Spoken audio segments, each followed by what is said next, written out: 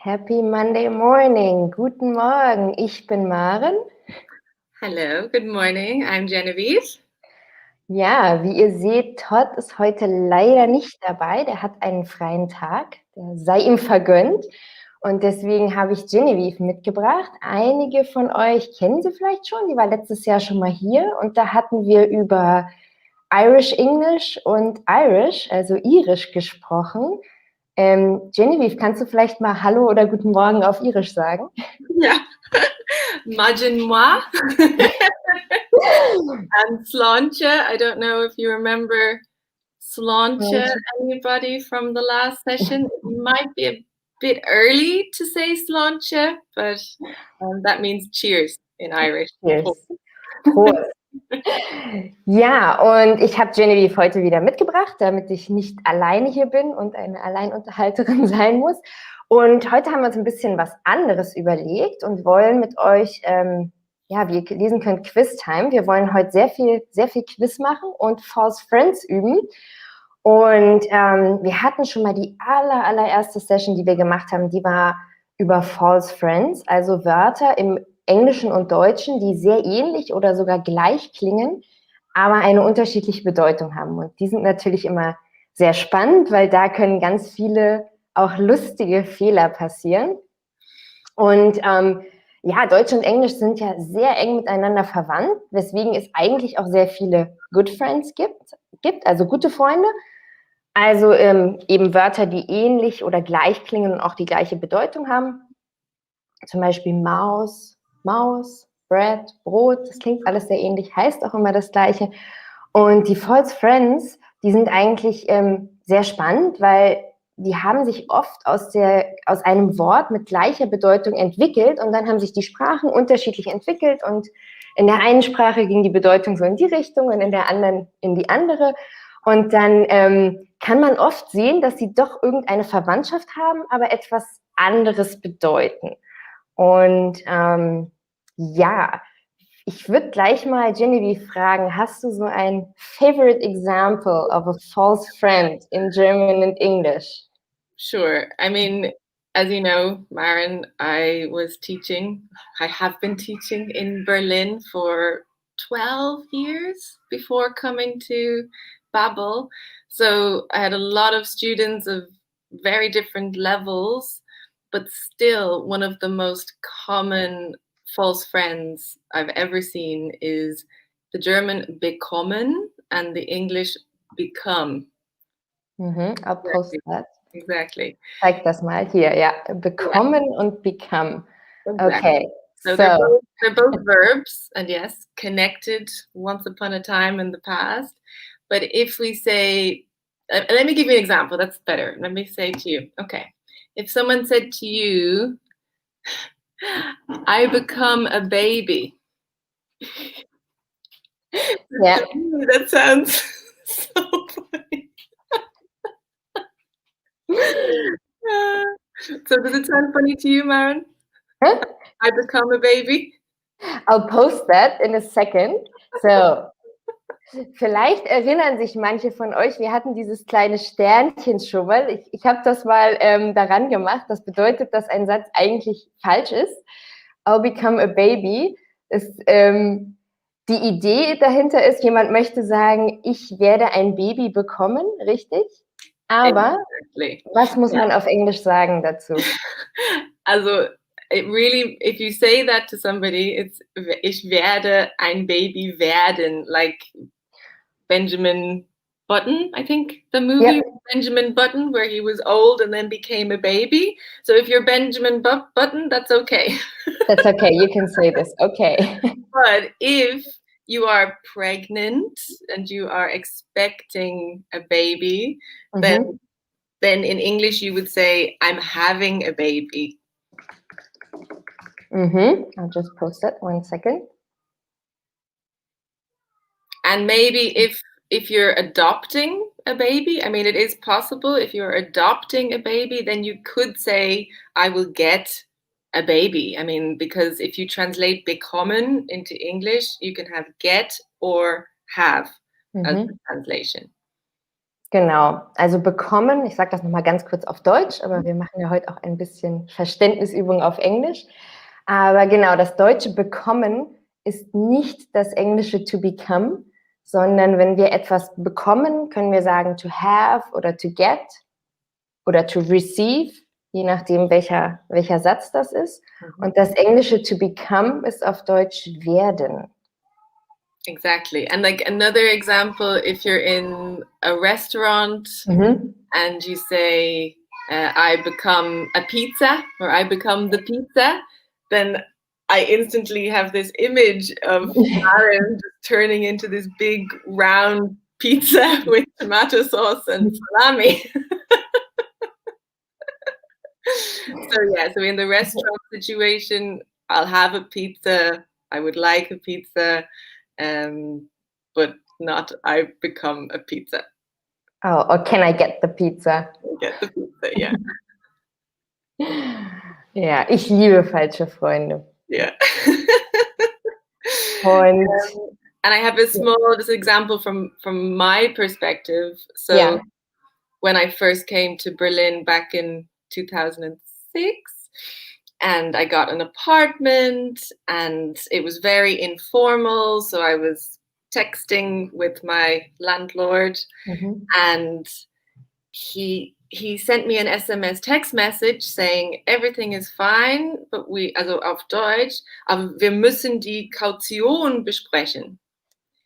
Wir müssen die Kaution besprechen. And my German was, pretty good, but I didn't have Google Translate, and I thought, oh gosh, like what's wrong? Because in English, maybe you want to type it down. Yeah. English caution is like a Warnung or Achtung. So I thought he wanted to talk about the Warnung, like there's something wrong with the apartment, maybe gas leak, maybe something is really, really wrong. But I didn't realize that what he meant was the deposit. So the money that you need to pay before you move into an apartment, just in case you break something or you run away without paying the rent, and that's the Kaution. Ja. Genau, ich habe das nochmal getippt. Genau, die Story, die Genevieve erzählt hat, ist das deutsche Wort Kaution ist nicht Caution auf Englisch. Das wäre so Warnung oder Achtung. Und es ist ja auch ein sehr lustiges Missverständnis. Oh nein. Hast du dann nachgeschaut oder hast du direkt was zurückgeschrieben? Nee, weil okay, alles klar. Okay. And then the next day I just arrived waiting to hear what this terrible news was, and all he wanted to do was talk about the money. So everything was cool. He never knew. Sehr gut. Okay, ich würde mal sagen, Quiz Time. Quiz Time. Quiz Time. Are you ready? Es ist diesmal ein bisschen anders. Also wir haben ja Genevieve als English Native Speaker hier und es ist jetzt so ein bisschen wie Jeopardy Quiz oder so. Wir werden Genevieve wird ein Wort auf Englisch definieren, beschreiben und ihr schreibt in die Kommentare das Wort, was wir suchen, also auf Englisch. Und es geht um False Friends, also wir schauen mal, ob ihr das richtige Wort erratet. Und wir geben euch den falschen Freund dann auch noch, falls ihr ihn nicht darauf reinfallt. Wir versuchen das einfach mal mit einem Beispiel. Wir schauen mal, wie das funktioniert. Also Genevieve wird jetzt auf Englisch ein Wort beschreiben und ihr müsst auf Englisch das Wort erraten. Are you ready? Are you ready? Ready, steady, go. So the first word is, it's a person, and we want you to tell us, what do you call a person who is your supervisor at work? So the person who is above you, the person that gives you your tasks at work, what do you call this person in English? Any guesses? Ja. Warten wir mal auf ein paar Antworten.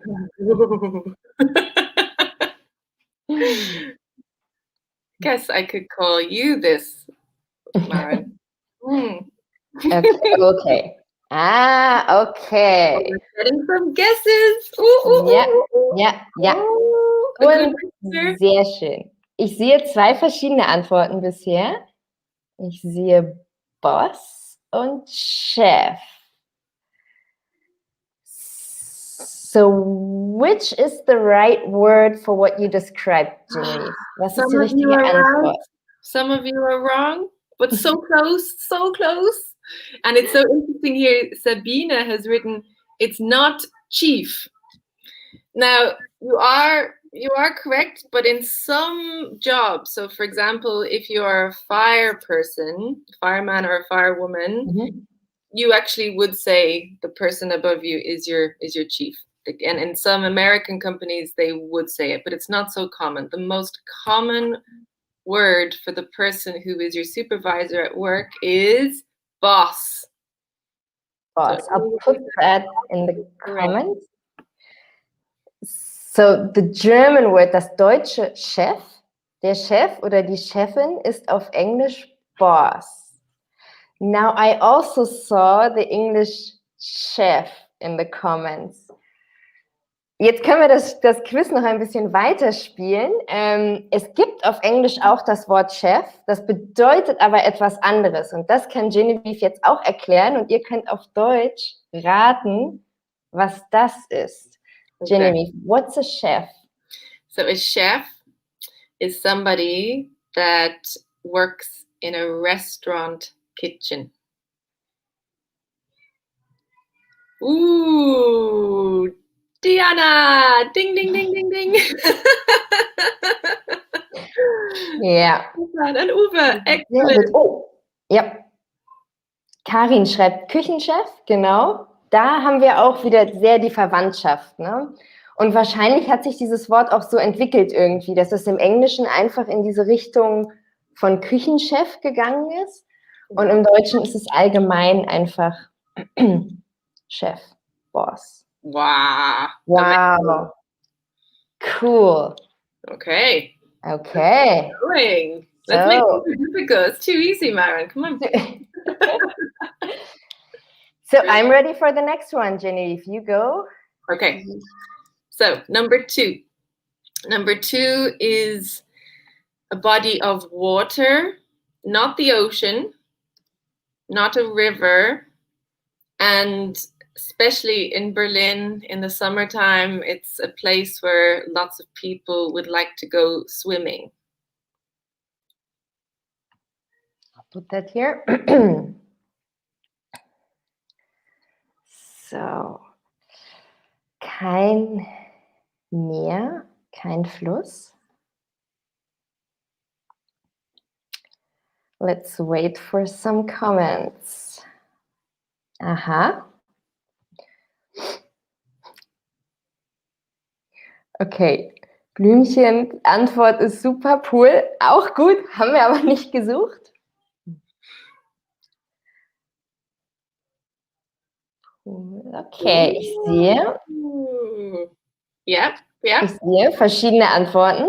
Yes. I can see lake, I can see sea, I can see pond and pool.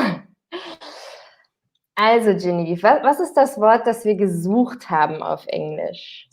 So we were looking for the word lake. So this is the water that's outside in the nature with hopefully some nice trees around it. So Marzena and I think someone else had said pool. So pool usually is inside. You can often have an outdoor pool, and we would usually say swimming pool. So that's when it's built with maybe concrete and some nice umbrellas around. Summertime. I miss you. Ja, aber wir haben auch gesehen in den Antworten, ich zeige mal dieses englische Wort, sea. What is a sea? Oh, and it's so similar because you're in both cases you're talking about a body of water, and you can go swimming in both of these bodies of water in the summertime, but usually sea has a beach and sand around it, usually. Was ist sie auf... Ah ja, ich sehe schon Antworten auf Deutsch. Ja, Meer. Marke checkt auf Englisch, Ocean, auch sehr gut. Einfach ein anderes englisches Wort zu nehmen. Sehr gut. Wow, excellent. Das läuft ja gut. Cool, oh, jetzt habe ich richtig Lust auf Meer. Und gucke raus in das graue Wetter. Also Berlin ist heute wieder so eine Suppe da draußen. Naja. No, we need a heated swimming pool. Genevieve, next one. Okay, fine. The next one. This is something that a lot of people in the world have to make telephone calls, and it's a portable phone. You can have maybe a smartphone, or you can have an old Nokia phone, maybe. And what do we call this in English? Another word for this. Ja, das ist ein ganz typischer falscher Freund. Das passiert oft, wenn man einfach so schnell spricht und dann sagt, where is my... Oh. Ooh. Das kennen aber alle. Keiner fällt drauf rein, auf den falschen Freund. Nee. So, everybody writes mobile phone or cell phone. And it's interesting that you can say both mobile phone or cell phone, and I would say that the American English would be cell phone and more British English would be mobile phone, but you can also shorten them. So in America, they say, call me on my cell. They don't even say the phone, they say the cell, and we would say in British English, call me on my mobile. But yes. And cool. Sabina, look what Sabina's written. Yeah. She got the false friend and said, not handy. Exactly, because handy means something else, right? Exactly. So, handy in English, so if you're talking about something that's handy. Yeah, it's handy, easy to do. Yeah. It's convenient. Mm-hmm. Or it's well located. So a simple example for handy would be, let's stay at this hotel. It's right beside the airport. It's so handy. We don't have to travel so far. If we're having a little conference or a meeting, it's right beside the airport. So it's really handy. It's really convenient for us. Mhm. Genau. Wir würden praktisch sagen. Ja. Ja. Ja. Genau. Sabina, that's a very good point. She has handy man. So handy, you can also have another meaning behind handy, and it means someone who's good with hands. Yeah. Mhm. That's also, Beatrice praktisch. Exactly. Mhm.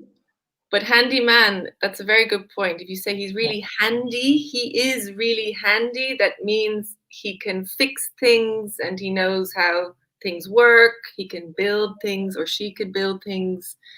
That's also. Also so Handwerker. Auf Deutsch ist ja auch hat ja auch mit den Händen zu tun. Ja. Sehr gut. Oh, time flies. Ready for the next example, Genevieve. Yeah. You go. Oof, this is a dangerous one. Dangerous one. Okay. This is a noun. It is something that you would find in some mushrooms or plants. And if you eat the wrong mushroom or the wrong plant, you could get very, very sick, or maybe you could even die. So it's something that is inside mushrooms or plants. And you should be very, very careful. But if you really, really don't like someone, then maybe you could use it.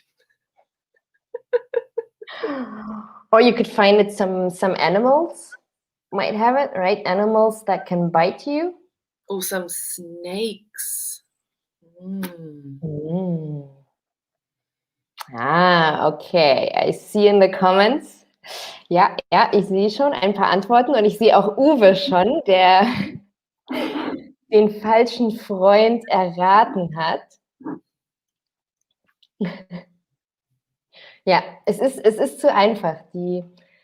Unsere Audience ist zu gut schon auf Englisch. Wir müssen ein bisschen mehr schwierigere Sachen machen. So, the right word is the word you were looking for. Yeah. So, Genevieve, the right word is poison. Exactly. Right? Exactly. So we're looking for the word poison or toxin, Fabian. Yeah. So, das deutsche Gift ist poison. Und ich habe auch schon gesehen, Karin hat auch schon richtig die Übersetzung. Das englische Gift ist nämlich auf Deutsch ein Geschenk, ein Present.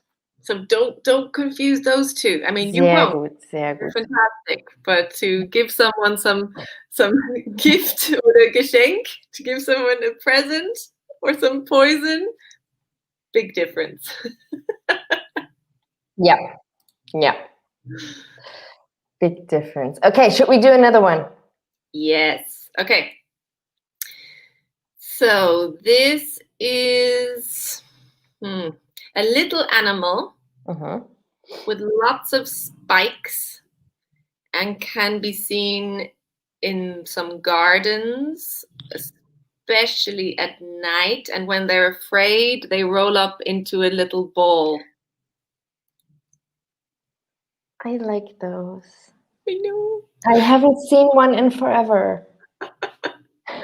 Yeah, in Ireland, I would see them all the time, but in the city of Berlin, not so much. Yeah, unfortunately, most of the time you see them here, it's when they are dead on the street. That's so sad. Yeah. There are coming answers in the comments. Sigrid, Sabine, Margret, Urs. Everybody knows it. Mosquito. Oh, mosquito. I would love to see them as roadkill.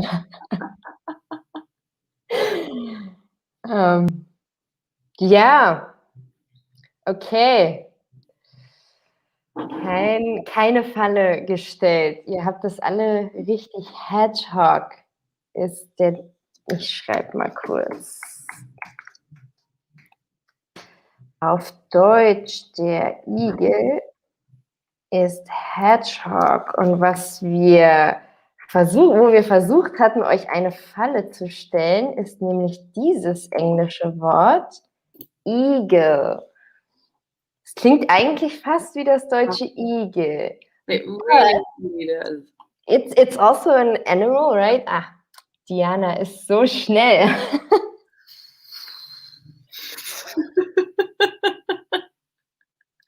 Yeah.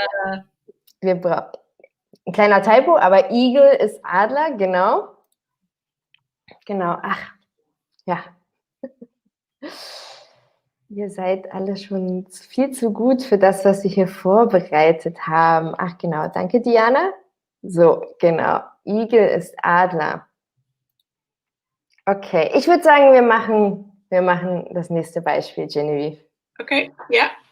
Vielleicht ist das ein bisschen, schauen wir mal. Das sind wieder alle richtig. Okay. So when you are a certain age and you stop working, so maybe 65 or 67, and you retire, so no more work, just playing golf. Yeah. What do you call the money that you get or you receive? Monthly. Is it monthly? Is it monthly? Yeah. I think so. I'm very far from that. Not quite. I have no idea. And probably for me it won't be 65 and not 67. Let's see.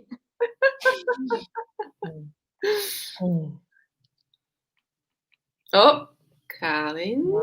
Karin ist super schnell. Wow. Oh. Okay. I see a lot of votes for pension. Yes.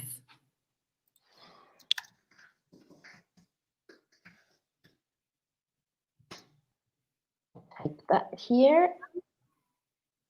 Genau, die deutsche Rente ist die Pension. But Genevieve, could you explain in English? There is an English word that's rent. What is rent? Das könnt ihr ja auf Deutsch raten, falls ihr das So this goes back to my story with the Kaution or the deposit. So when I went to meet my landlord that day, we talked about the deposit, Kaution, and we also talked about the rent. And this is the money that I would pay him every month so I could live in that apartment. Ja, ich sehe richtige Antworten. Rent ist Miete. Sigrid hat das auch richtig. Rent, Miete. Und mieten, because it's also the To verb. rent. That's very good. Yeah. Ja, sehr cool. Wir haben noch 2 Beispiele. Ja. Das nächste ist, glaube ich, wieder zu leicht, aber vielleicht kriegen wir euch mit dem letzten. Mal schauen. Yeah. The next one, yeah, I think I saw Sabine had already looked at our notes, I think. Yeah. So let's I didn't share the notes with no one. So the next is something that you sit on. So maybe you would find these in a park. And if you're having a long walk and you want to sit down and read your newspaper or your book, then you might want to sit on this in a park and have a nap.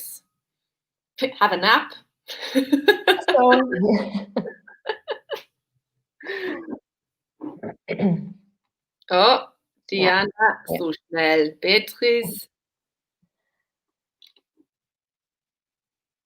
Jana. That's an interesting word, the German one, because it's a good and a false friend. Oh yeah. Exactly. Okay. Marcena schreibt genau das, worauf wir hinaus wollten. Bench, not bank. Exactly. What's a bank? That's a good friend. Yeah. That's why it's so confusing, because they are like the two words bank or bank, they can be true friends. Okay, so if we say bank in English, then this is the place that we hopefully keep our money safe. I like the hopefully, yeah, so far it seems to work. Ja, genau. Wusstest du, Genevieve, auf Deutsch sind das auch Teekesselchen, Wörter, die 2 Bedeutungen haben. Also Bank ist ein Teekesselchen, weil es einmal die Bank, die Parkbank bezeichnet und einmal das Geldinstitut. Ja. Teekesselchen, oh, so schön. Okay, let's go for the last one. The last one is cool. Last one. So this is, yeah, it's a single piece of rice or wheat, and maybe a bird or a chicken would like to eat this. So bird or chicken food. While you're guessing, Karen asked the question, is seat possible? It is, of course. I mean, seat is basically anything that you sit on, and a bench is more specific because it's quite long and it has a back, and you just have a certain image in your mind when you picture a bench, and it's usually a park bench. You can, of course, find benches in different places, but that's the image that we get when we talk about a bench. Okay. I see a lot of different answers. Da ist, ich sehe schon was wir gesucht haben. Oh, two answers are correct. So what's the English word we have been looking for? So we are looking for the English word grain. Ich gebe das mal kurz. It's a single. Und zwar das deutsche Korn ist ein Grain. Auch ein blindes Huhn findet mal ein Korn. Ich habe aber in den Kommentaren auch Folgendes gesehen. Yep. Und zwar corn with C. What's that? And already Karen and Sabine and Diana have guessed it, I think. Yes, and this is something yellow and sweet, and it usually comes on a big, what do we say for cob? Cob, yeah, cob, exactly. Ja, genau, Korn. Aber man kann auch wieder schön sehen, so irgendwie die Verwandtschaft, ne? Weil ein Maiskorn ist ja auch ein Korn. Und auf Deutsch ist dieses Wort Korn einfach allgemein geblieben für alles Mögliche. Ein Reiskorn, ein Weizenkorn, irgendein Korn. Und auf Englisch hat sich das ganz spezifisch zum Mais hin entwickelt und dann eher allgemein, also auch gekochter Mais oder so ist dann einfach Corn. Ja, exactly. Ja, das ist ganz spannend. Ja, Sabine schreibt Corn on the Cob. Na super, jetzt habe ich noch mehr Lust auf Sommer. Es erinnert mich so an Grillen und so einen schönen leckeren Maiskolben mit Butter.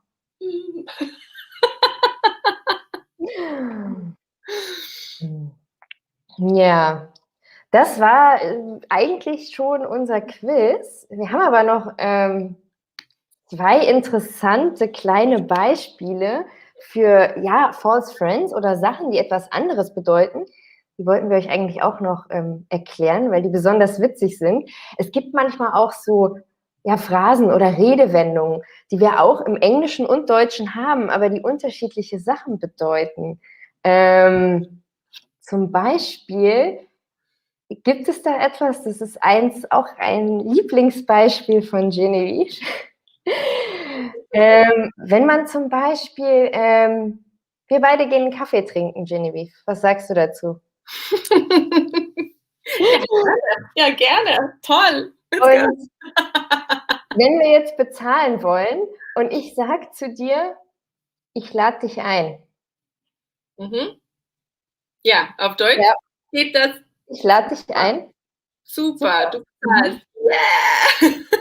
Was sollte man auf Englisch nicht sagen? Please don't say, I invite you. So if you are in a coffee shop, in a cafe, in a restaurant, and you would like to pay for someone else, for their coffee, for their drink, don't say, I invite you. So it's the direct translation. Lade dich ein, I invite you. But it's not what we say in English. So if I explain it like this, before you go to the coffee, and Maren says to me, Genevieve, would you like to go for coffee with me? This is the inviting. This is the Einladung. She is doing the inviting by asking me before.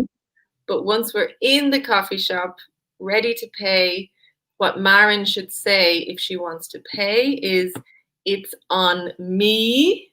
I've already seen it in the chat. let me get this. Also excellent, Karen. I'll get this. They're all possible. Or let me pay. I mean, you can also say, oh, no, let me pay. That's also fine, direct. But it's on me is a really nice, natural English phrase that you can say for this situation. Genau, aber das ist auch wieder so ein, also ja, es ist ein guter Freund, wenn wir zum Beispiel von einer Einladung zur Geburtstagsparty reden, Invitation, Einladung, I'll invite you for my birthday, ich lade dich ein, aber wo wir im Deutschen sagen, ich lade dich ein, wenn wir bezahlen wollen, da ist es ein falscher Freund, da dürfen wir das nicht sagen. Aber ich glaube jetzt mit dieser netten Anekdote dahinter, mit dieser Story, kann man sich das, glaube ich, ganz gut merken. Oh, guck mal, Markus sagt auch noch, be my guest. Oh, wow, Markus, okay, where are we going?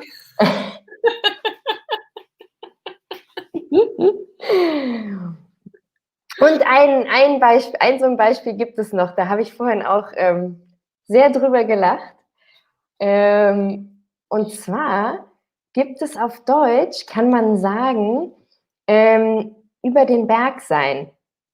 Und was bedeutet das auf Deutsch? Das sagen wir, ich glaube, wir hatten das, Genevieve, du hast es sehr schön beschrieben, wenn man zum Beispiel krank ist und sich sehr, sehr schlecht gefühlt hat und dann geht es einem langsam besser, dann sagt man auf Deutsch, ich bin über den Berg. Genau. Und kann ich auf Englisch? Vorsicht. So, if you translate it, not perfectly, but if you directly translate this into English, you might say, oh, I've heard over the hill. Yeah. Yep. So someone's feeling better, I might say, oh, they're over the hill. Don't fall into this trap. Because if you translate über den Berg to over the hill, this means that somebody is old or they can't do their job very well anymore. I think in German, die besten Seiten sind hinter. Ja, warte, ich habe Over the hill, auf dem absteigenden Ast sein oder die besten Zeiten hinter sich haben. Yeah, so don't say over the hill. I mean, it's not a very nice thing to say anyway. I mean, it's a phrase in English, he's over the hill. I mean, maybe you could say it about a celebrity. You're not saying it to their face. You say it about a celebrity, oh, he's over the hill. But if you want to say something positive that someone is recovering or has recovered, just like I see in the chat, or they're getting better, then we have a nice phrase. You say, out of the woods.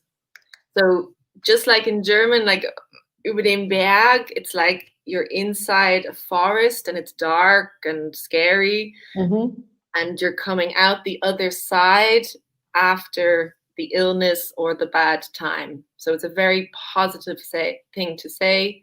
He's out of the woods. Aus dem Gröbsten raus. Klingt sehr ähnlich, ist nicht der Wald, aber also ja, da müssen wir auch aufpassen. Das könnte für, wenn irgendjemand freudig sagt, I'm over the hill, weil er sagen möchte oder sie sagen möchte, ich bin, ich habe das Schlimmste überstanden. Man könnte verwirrte Blicke ernten. I like the Blümchenstrauß, I'm back. I'm back. Nice. Das ist auch gut. Genevieve, time flies. Oh, wow. And you're having fun. Amazing. You guys are so great. I mean, just wonderful. So engaged, so motivated. You've clearly been paying attention to Maren and Todd every week. I'm very, very impressed. I had a lot of fun with you all. Ich auch, mit euch allen und besonders mit dir, Genevieve. Vielen, vielen Dank fürs Dabeisein. Ich habe nochmal, wie immer, den Feedback-Link eingefügt. Ihr kennt das Spiel. Und ja, ansonsten dann sind wir nächste Woche wieder da. Da müsste Todd zurück sein. Schau mal nach. Und bis dahin. To Maren, I just wanted to say thank you for inviting me today. Of course. Thank you for coming. Und bis dahin habt eine schöne Woche und tschüss. Tschüss.